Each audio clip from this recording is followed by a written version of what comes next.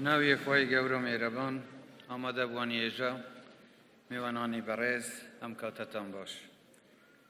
بەختەوەرم کە ئەمڕۆ لەگەڵێوە بەشدارم لە ئاهەنگی دەرچوان و ڕاهێنراوانی ئەنجومەنی باڵای کوردستان بۆ پسپۆرە پزیشکیەکان.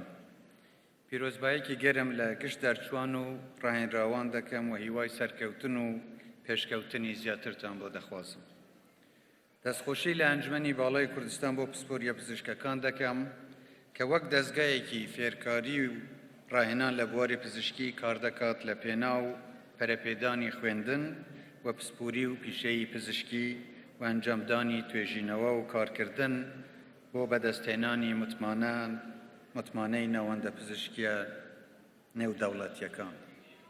هەروەها دەستخۆشی لە توێژەرە بەڕێزەکان دەکەم بۆ ئەو توێژینەوە گرنگانەی لە بواری پزیشکی و تەندروستیدا ئەنجامیان داوە و ئەمڕۆ کورتەیەکیان خستە ڕوو. هیوادارم ئەم توێژینەوانە سوودیان لێوەربگیرێت و ببنە هۆی دۆزینەوەی چارەسەری بۆ نەخۆشیەکان و باشتربوونی سیستەمی تەندروستیمان بەگشتی. ڕێز و پێزانینم بۆ ئەنجومەنی پزیشکی ئوردنی هەیە کە متمانە و باوەری خۆیان بە پرۆگرام و سەنتەرەکانی ئەنجومەنی باڵای کوردستان بەخشیوە. خوشحاڵین بەو هاوکاری و هەماهەنگیە بەهێزەی لە نێوان هەرێمی کوردستان و شانشینی ئوردنیدا هەیە، بە تایبەتی لە بواری تەندروستیدا. ئێمە هەمیشە شانازی بە پەیوەندی مێژوویی و دۆستانە و تایبەتی نێوان هەرێمی کوردستان و شانشینی هاشمی ئوردنی بە ڕێبەرایەتی خاوەنشکۆ شاه عەبدوڵای دووهەم دەکەین کە لە قۆناغە جیاوازەکاندا پشتیوانی هەرێمی کوردستان بوون. بەڕێزان، پزیشکی پێشەیەکی یەکجار پیرۆزە. هیوادارم پزیشکانی کوردستان لە ئاست پیرۆزی و گەورەی ئەرک و پیشەکەیان و سوێند خواردنەکەیان بن و پزیشکی بەر لە هەر شتێک ئەرکێکی مرۆڤانەیە و پێویستە ئامانجەکەی ڕزگارکردنی ژیانی خەڵک و پاراستنی تەندروستیان بێت.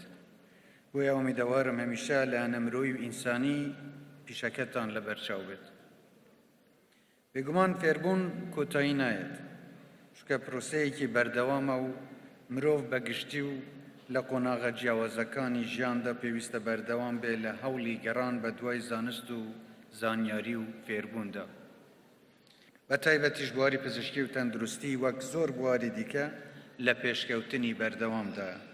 بۆیە دەبێ ئێوەش هەمیشە لە هەوڵی بەردەوام و بێوچاندا بن لە پێناو بەدەستهێنانی زانیاری نوێ و ئەنجامدانی توێژینەوەی گرنگ و زانستی بۆ ئەوەی بتوانن زیاتر خزمەتی خەڵک و کۆمەڵگەی خۆتان و مرۆڤایەتی بەگشتی بکەن. هیوادارم سوودێکی زیاتر لە بواری تەکنۆلۆژیای زانستی واتە بایۆتەکنۆلۆژی وەربگیرێت کە ئاسانکاری زۆر و هاوکاری زۆرتری پزیشکەکان دەکات. شارەوە نییە کە کەرتی تەندروستی لە کوردستان وەک هەموو کەرتەکانی تر بەدەر نییە لە ڕەخنە و گلەیی.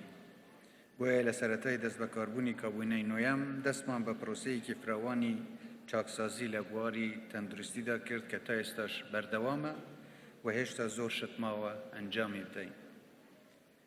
هەر بۆ نمونە یەکێک لە چارەسازیەکانمان دەرچوونی یاسایەکی گرنگی پەیوەنددار بە بواری تەندروستی گشتی بوو کە یاسای ماف و ئەرکەکانی نەخۆشە لە هەرێمی کوردستان کە لە ساڵی 2020 لەلایەن پەرلەمانی کوردستان پەسەند کرا.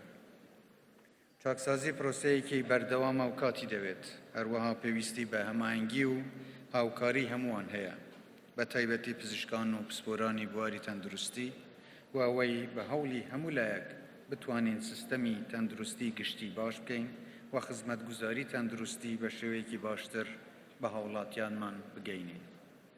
حکوومەتی هەرێمی کوردستان خەرجەیەکی زۆری لە بواری تەندروستی گشتی و دامەزراوە تەندروستیەکان کردووە و کار دەکەین لە پێناو باشترکردنی کواڵیتی ئەو خزمەتگوزاریانە و ڕێخستنەوە و گەشەپێدانی سیستەمی تەندروستی گشتی و بەرزکردنەوەی ئاستی خزمەتگوزاریەکان بە شێوەیە کە جێگەی متمانەی زیاتری هاوڵاتیان بێت.